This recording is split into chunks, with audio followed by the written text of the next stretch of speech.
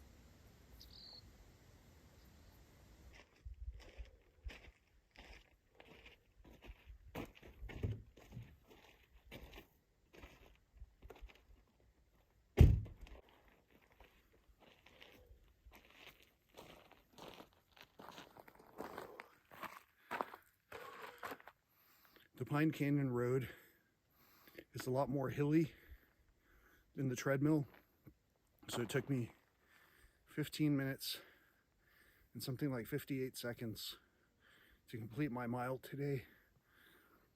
I'm gonna have to do better. Wish me luck.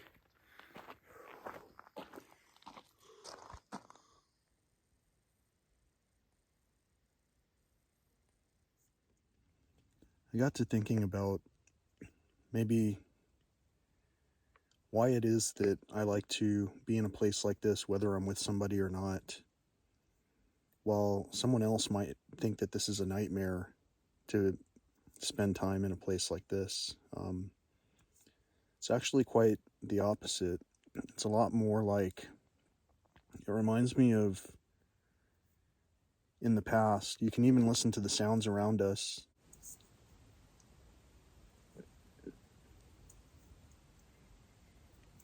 I'm not sure how much picks up on the microphone, but hopefully that's all entertaining, whatever you got to hear.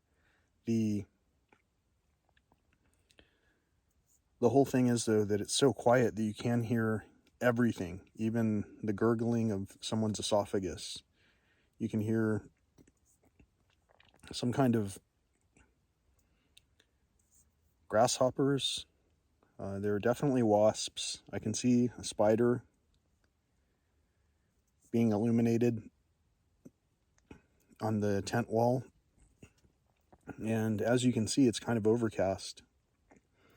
This reminds me a lot of standing at a cemetery.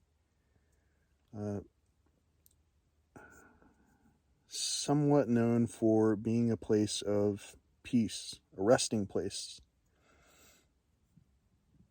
So to be in a place like this,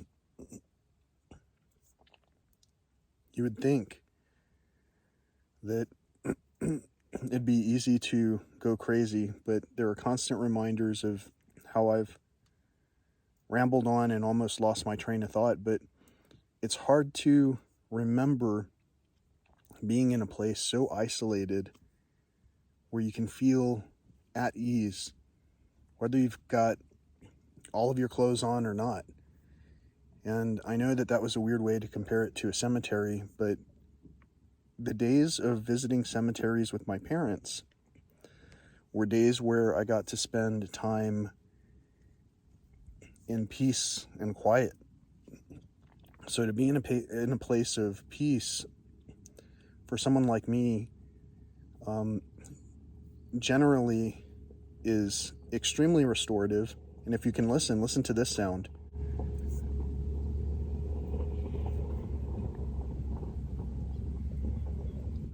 So there are enough visitors to this park where surely you want to make sure to have at least a respectable amount of clothing on at all times. But I've seen and done a lot of things out here in these areas of quiet, mostly because, well, it makes me feel like a kid to be in a place like this, at ease. It makes me feel peaceful.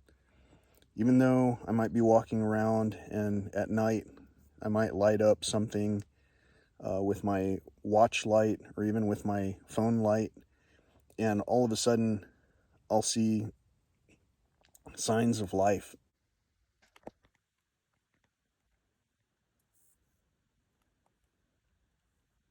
Life that is almost otherworldly, like a giant tarantula just peeking out of a hole. It's wild out here. We were treated to the coyotes last night. I hope you heard the last clip. And the coyotes are increasingly rare out here. To think about my childhood at a cemetery, and at that cemetery knowing how peaceful it was, and now to visit those same cemeteries and hear a little bit more traffic, a little bit more construction, a few more planes, and a lot of other stuff, it makes me feel like I've lost that sense of isolation. As a child, I needed that isolation because I went through let's just say there was some questionable parenting going on.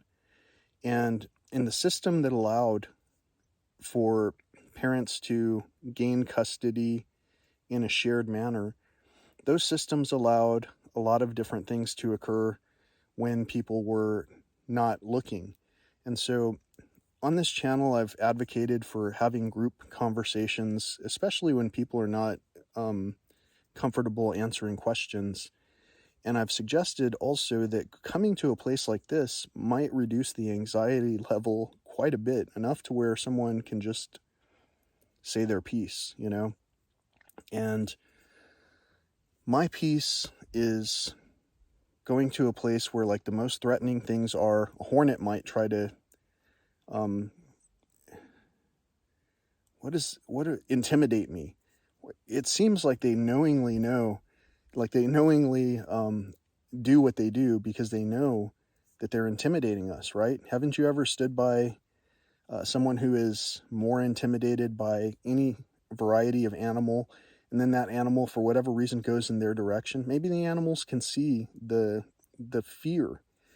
As time went by, both of my parents are quite opposite in terms of how they react to insects. And as time went by, I began to trust my father's insight as far as how to interact with most wildlife. I mean, either it's going to eat you or you could eat it. And so to present the proper attitude it's a game changer. And when I come out here, it's so quiet that I've been bringing my guitar, my electric guitar, one of my electric guitars, and I do that so that I don't raise a ruckus, unless I have a good song that is beautiful, and that can contain the sentiment. I don't really want to just be blasting sounds around here. Like, I can go for a walk in my neighborhood and hear people blasting all kinds of sounds out of their radio, and it's disturbing. It's disturbing for someone like me. So to come here to a place like this and be in complete isolation and solitude, even with friends, is a place of safety for me, where I can actually talk about things and carry the thought for so long where you might not be listening anymore. But if you're able to hear stories, if you love hearing stories, this is the place to come and enjoy a story. You might want to have a storytelling session out here or something with friends and family. You might want to do something. But one thing I want to reiterate as I'm out here is that we were lucky to hear the coyotes last night, because I've been coming out here, I think this is like the 6th time this year, maybe. And it's difficult to hear the coyotes in the desert anymore. it's a rare occasion. Just like it's a rare occasion for us to get together with our family and visit those grave sites anymore. In some cases, families don't participate in hardly anything. They don't go to church together anymore. And I say that and I generalize because I know a lot of families that are like this. And I'm going to generalize and say that these practices of family seem to have dissolved with our grandparents. And the only thing left in place is not only the lack of the ways that we used to practice with our grandparents, but also the further ingraining of the practices by our own parents, in that they've also kind of done away with getting together with one another. So in a lot of times, a lot of instances, as you hear this car passing by, it's not unusual for me to use the word synchronicity to say that something has brought us together. Whether you attribute that to a higher power or a lower vibrational frequency might be entirely up to you. But the way that you perceive things might not even be very perceptive if you're not in a place where you can't hear your own self think. Out here where I can hear myself think, where I could read a whole volume of anything, where I can master a whole set of any songs, out here, the other thing I like to do is to absolutely enjoy the stillness. And earlier today, when I was not talking, I was just laying here resting, and it was it's overcast just like it is right now. And so it was just alternating between just warm enough to where you would almost break a sweat and absolutely cool, crisp, and almost feels like early fall. And I suppose it is early fall. And here in this part of the nation, in this neck of the woods, so to speak, in this stalk of the Ocotillo, used to be we could hear all kinds of life. The little mice, the gophers. There were things that we knew were here, but we didn't even see them. The badgers, the fox, the snakes. There are things out here that you just wouldn't believe sometimes. Bighorn sheep, desert bighorn sheep, aoudad, javelina. And now, as this peaceful time passes by, as I'm sitting here in this easy chair, telling my story, in this story, I'd like to let you know that I did get to hear the ravens earlier, and I didn't have this device with me, and I didn't want to bother them, so I didn't go and retrieve this thing until after they had finished what they were talking about. I observed them.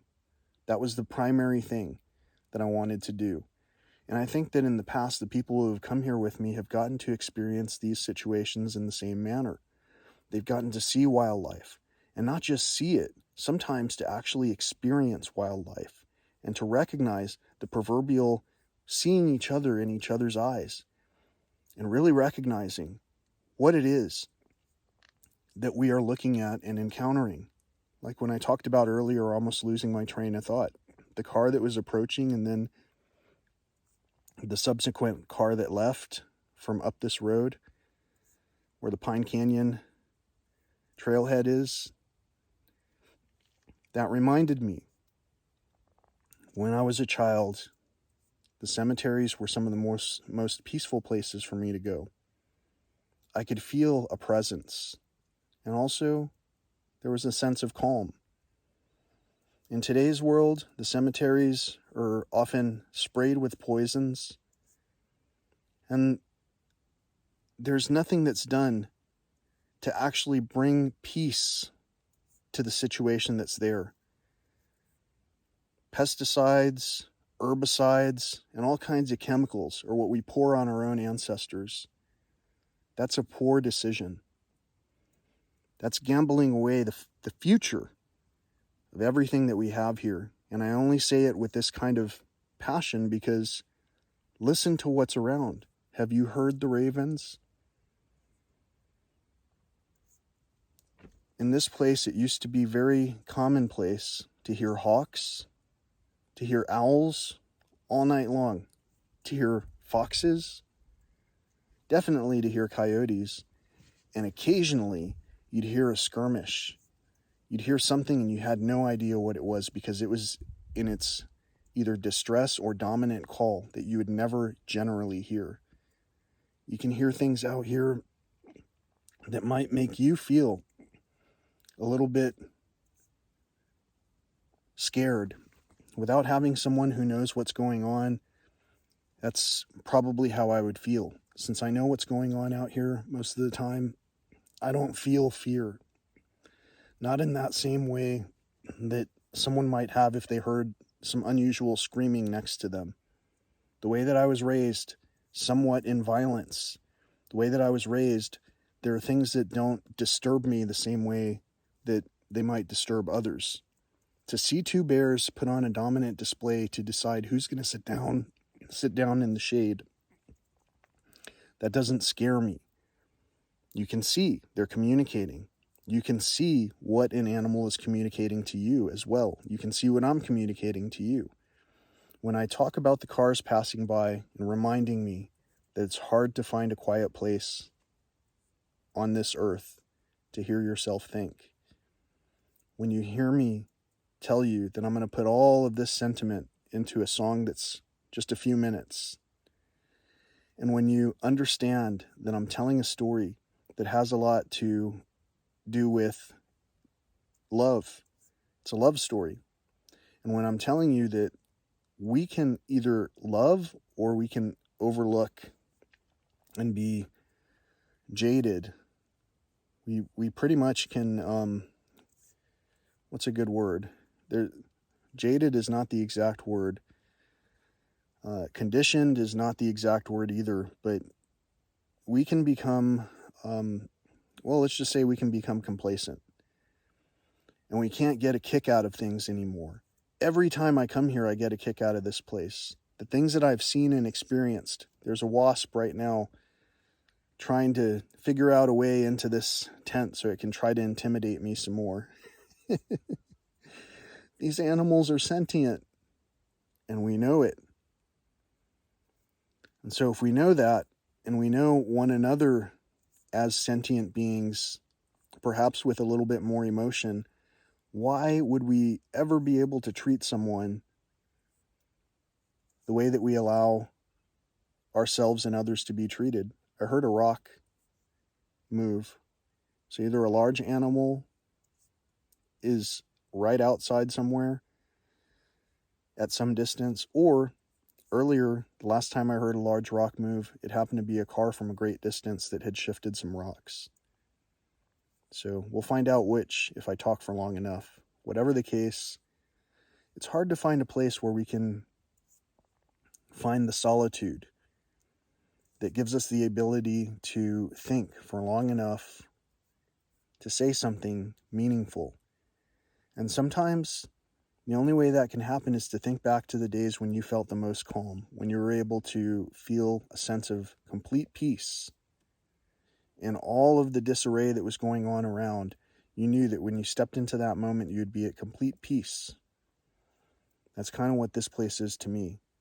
And to come to church and find that the pews are flipped over, to find that the holy water is run empty, to find that the Bibles are all missing pages.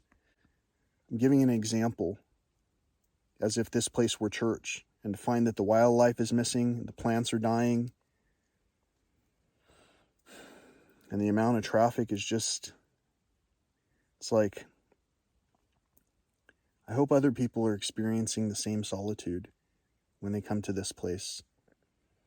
I hope it's not just to have one of those before we die experiences. Before we die, we really need to live. And in order to live, we really need to actually pay attention to what we're thinking and take control of our own thoughts. And sometimes it's hard to do that if we're constantly in a state of panic. And it's really easy to get caught up in a state of panic.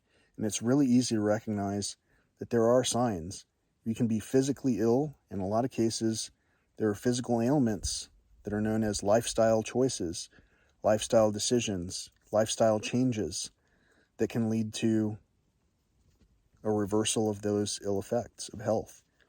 You have to think about it like a kid, like a child. What would a kid brand new to this location experience? Maybe they're not as afraid of wasps. Maybe the wasps don't disturb them as much because they are not to be intimidated for some reason. Maybe they were never struck early, so they don't know the meaning of pain yet. Maybe there are certain things that just don't resonate with them the same way that they would resonate with you. So when I bring people out here, I only try to give people insight when it's relevant. I don't try to form anyone's relationship into something else other than their first experience to a place like this. And at the same time, I hope that everyone's first experience to a place like this involves all of the wildlife and all of the beautiful life that you would suppose that it should have. I hope that you've enjoyed this journey so far. I've now run 20 days in a row for one continuous nonstop mile. Today was a little harder than usual because there are definitely some hills here, which is a good thing. It gives me a chance to get acclimated to something a little bit tougher. And generally, I want to keep doing that. But back home, in the situation where I was having a lot of trouble healing. And I was having a lot of trouble discussing these topics with certain people. And even just having a regular, basic conversation with people, I was noticing people aren't really reading everything that you're writing. People are reading a third at most of anything that anyone ever writes because they're not in a place of quiet, in a place of peace.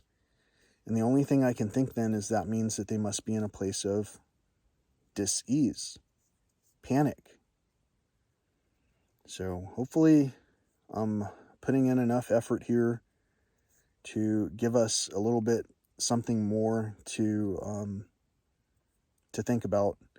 And I know that you're definitely helping me to think about more things in different ways. Otherwise, I wouldn't have you on my thoughts here. So thank you so much, everyone, for participating. I appreciate it. Until next time, peace, love, and all that old school stuff. Oh, wait, this is going to be a continuous segment, remember?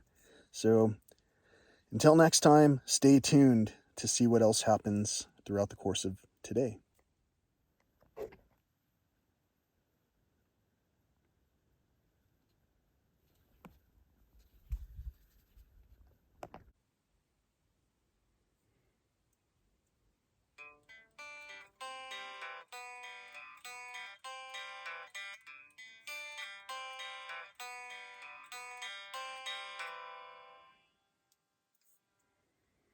Thought I'd write for Jesus, or maybe just for God. I wonder if they all see us, or if they all forgot. My dog looks up from his napping. I see the love in his eyes, while they play songs for the clapping. I write these songs for you guys.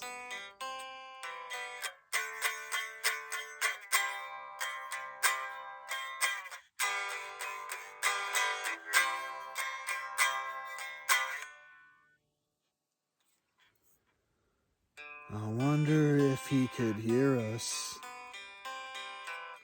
if we said less than before, and if we fell into silence, would he come knock on the door? My dog looks up from his napping.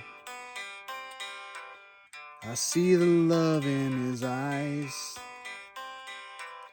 while they play songs for the clapping. I write these songs for you guys. I don't wanna be left behind. Would you Please bring me along tonight in case I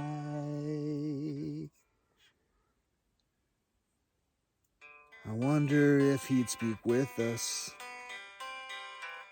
If only we'd understand. I look over, I see Jesus.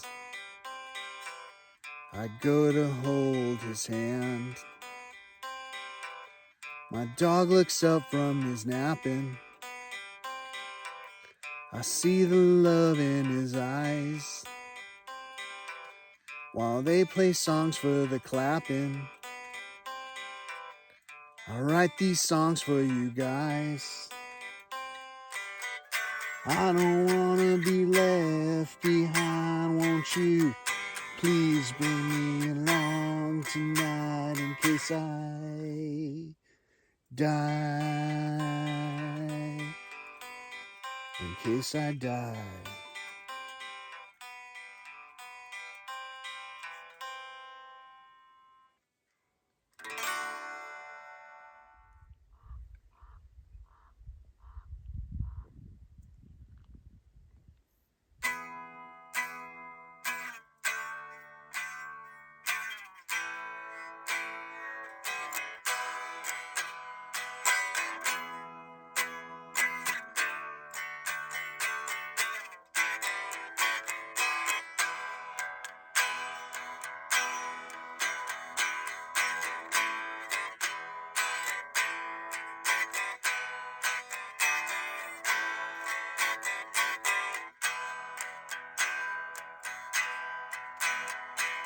I met with the devil, he gave me his hand. He told me he'd love me as long as he can. At first I avoided each time that he'd ask the simplest question with each tiny task. Have you decided where you want to go? He got quite impatient, said you've got to choose. It's only your spirit that you're gonna lose. My time ran out quickly, I couldn't believe. But what I had said, I didn't deceive. Have you decided where you want to go?